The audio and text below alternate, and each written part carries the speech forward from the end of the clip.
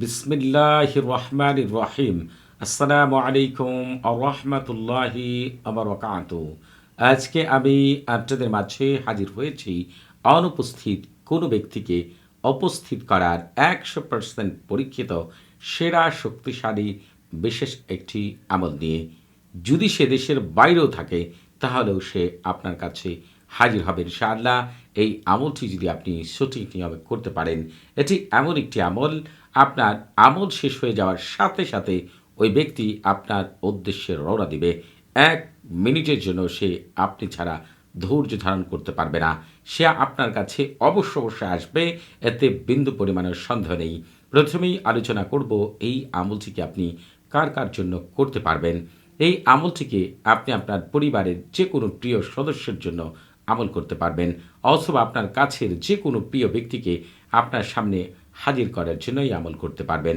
অথবা যদি দেখা যায় আপনার কোনো প্রিয় ব্যক্তি হারিয়ে গিয়েছে, সে কোথায় আছে আপনার জানা নেই, তার অবস্থান সম্পর্কে আপনার কোনো ধারণা নেই, তাকেও আপনার সামনে উপস্থিত করার জন্য এই আমলটি করতে পারবেন। অথবা যদি দেখা যায় আপনার প্রিয়জন অনেক দূরে আছে, সে আপনার সাথে যোগাযোগ করছে না, আপনার কাছে আসছে না, তাকেও আপনি আপনার সামনে হাজির করার জন্য এই আমল করতে পারবেন। অথবা সে দেশের বাইরে আছে, তাকেও আপনি এই আমলের দ্বারা আপনার কাছে হাজির করতে পারবেন ইনশাআল্লাহ। এই আমলটিকে আমি যেভাবে বলবো, যদি আপনারা সেইভাবে আমলটি করতে পারেন, আপনার আমল শেষ হয়ে যাওয়ার সাথে সাথে ওই ব্যক্তি আপনার উদ্দেশ্যে রওনা দিবে এবং আপনার সামনে সে হাজির হতে বাধ্য হবে ইনশাআল্লাহ। এই আমলটিকে আপনি চাইলে আপনার পছন্দের যে কোনো ছেলের জন্য তাকে হাজির করার জন্যই আমল করতে পারেন। আপনার প্রিয় কোনো ভালোবাসার মানুষকে হাজির করার জন্য আমল করতে পারেন, অথবা আপনার পছন্দের কোনো মেয়েকে আপনার সামনে হাজির করার জন্য এই আমল করতে পারবেন। অথবা যদি দেখা যায় যে আপনার স্বামী অথবা স্ত্রী আপনার কাছ থেকে দূরে চলে গিয়েছে, সে আর আপনার কাছে ফিরবে না, তবে আপনি তাকে ফিরিয়ে আনতে চান, তাকেও আপনার সামনে হাজির করার জন্য এই আমল করতে পারবেন।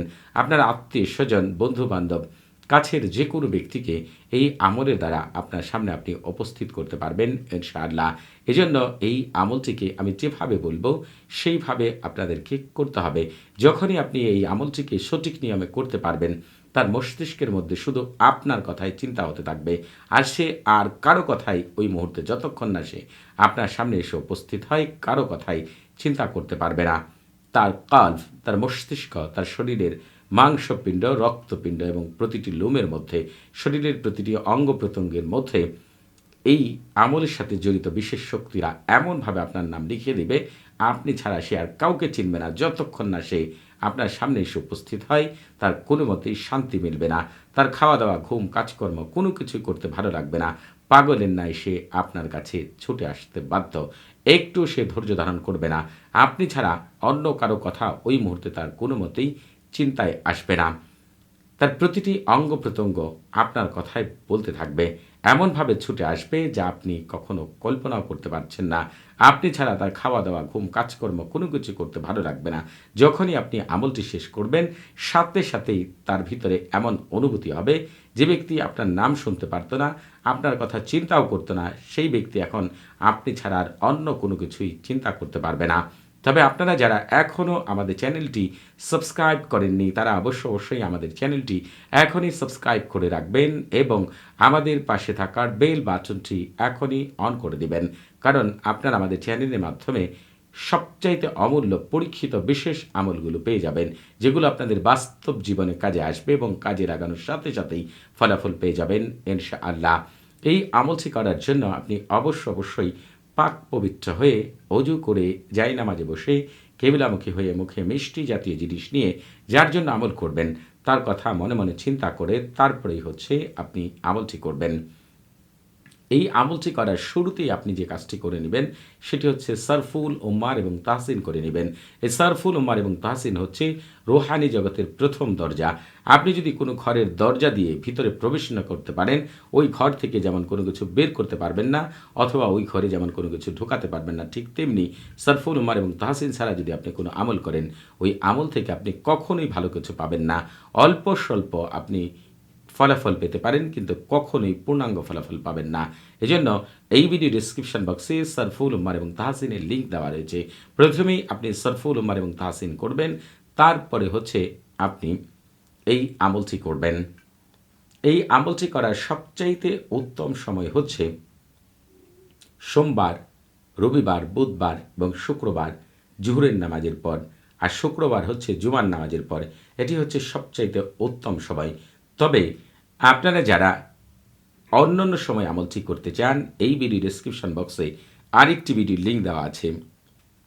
ওই ভিডিওটি যদি আপনি শুরু থেকে শেষ পর্যন্ত দেখেন, তাহলে আপনি জানতে পারবেন কোন সময়গুলোতে কাউকে উপস্থিত করার জন্য, আকৃষ্ট করার জন্য, বাধ্যবশ করার আমল করা উত্তম। এই সম্পর্কে একেবারে পরিপূর্ণ ধারণা পাবেন, এতে বিন্দু পরিমাণে সন্দেহ নেই। প্রতিটি লেখাকে দয়া করে মনোযোগ সহকারে পড়বেন, তাহলে একটি আমল কোন সময় করলে সাথে সাথে কামিয়াবি লাভ করা যায়, কোন আমল কখন করতে হবে, এই সম্পর্কে পরিপূর্ণ একটি ধারণা পাবেন ইনশাআল্লাহ। এই ভিডিও ডেসক্রিপশন বক্সে এই ভিডিওর লিঙ্ক আপনারা পেয়ে যাবেন। এবং আপনাদের সামনে এই আমল করার আগে অবশ্যই কিছু সুগন্ধি আগরবাতি অথবা অন্য কোনো বখুরের সম্পর্কে আপনাদের জানা থাকলে সেগুলো আপনারা জ্বালিয়ে নেবেন। এরপর আপনারা যে কাজটি করবেন, একটু মনোযোগ সহকারে দয়া করে শুনবেন আমি কি বলছি। আপনারা এখান থেকে এই আজিব থেকে শুরু করে আপনারা হচ্ছে এই যে লিখব এই পর্যন্ত, এখান থেকে শুরু করে এই পর্যন্ত যেভাবে লেখা রয়েছে সেভাবে লিখবেন। এরপরে যাকে আপনি উপস্থিত করতে চান, সে যদি কোনো মেয়ে মানুষ হয়, এখানে তার নাম লিখবেন, তারপরে বিনতি লিখবেন। আর দ্বিতীয় এই নামের জায়গায় যদি তার মায়ের নাম জানা থাকে, তাহলে তার মায়ের নাম লিখবেন। যদি মায়ের নাম জানা না থাকে, এই বিনতির পরে এই দ্বিতীয় এই জায়গার মধ্যে তার বাবার নাম লিখবেন। মা বাবা কারো নাম জানা না থাকলে শুধু হজরত আদম আলাইহিসসালাম অথবা হজরত হাওয়া আলাইহিসসালাম লিখবেন। এই নামগুলোকে চাইলে আপনি বাংলাতেও লিখতে পারেন, আরবিতেও লিখতে পারেন। এখন আপনি যাকে উপস্থিত করতে চান, সে যদি কোনো ছেলে মানুষ হয়, এখানে তার নাম লেখার পরে এই বিনতে উঠে গিয়ে এই যে দেখেন ইবনে লিখেছি, আলিফ বা নুন, ইবনে এখানে লিখবেন। এরপরে ইবনে লেখার পরে বিনতে লেখার প্রয়োজন নেই। এরপরে চেষ্টা করবেন তার মায়ের নাম লেখার জন্য। যদি সম্ভব না হয়, তাহলে তার বাবার নাম লিখবেন। মা বাবা কারো নাম জানা থাকলে এই দ্বিতীয় নামের জায়গায় হজরত আদম আলাইহিসসালাম অথবা হজরত হাওয়া আলাইহিসসালাম লিখবেন। তারপর হচ্ছে এই যে মিনাল বেলাদি থেকে শুরু করে এই পর্যন্ত আপনি হচ্ছে যেভাবে দেওয়া আছে হুবহুব একটি কাগজের মধ্যে লিখবেন। এরপরে ওই কাগজের মধ্যে আপনাকে যে কাজটি করতে হবে, সামান্যতম হচ্ছে আপনার আগরবাতির গুঁড়া হোক অথবা কোনো সুগন্ধি মেখে কয়েকটি ভাঁজ করে কাগজটি আপনি ওই জায়গায় রাখবেন। এরপরে কি করবেন, সবচেয়ে গুরুত্বপূর্ণ কাজ। তবে আপনারা হচ্ছে কি করবেন সেটা বলে দিচ্ছি। তার আগে এই আমল করার আগে আপনারা অবশ্যই এজাজত নিয়ে আমল করবেন।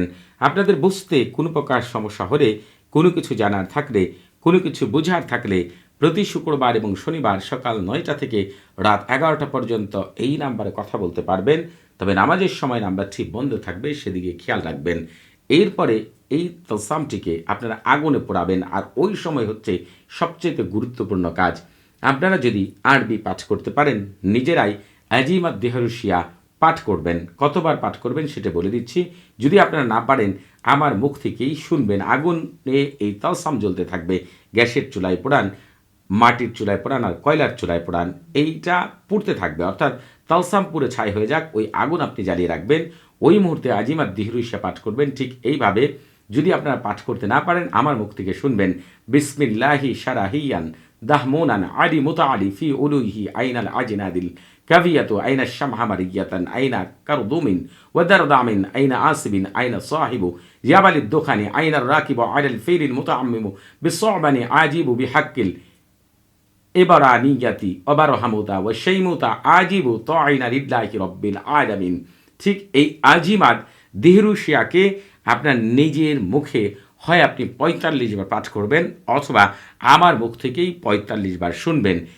এর সাথে জড়িত সকল জিন এবং এর সৃষ্টি জগতে যত জিন এবং ফেরেশতা রয়েছে, সবার দায়িত্ব হয়ে যাবে আপনার ওই প্রিয় ব্যক্তিকে আপনার কাছে উপস্থিত করে দেওয়ার জন্য।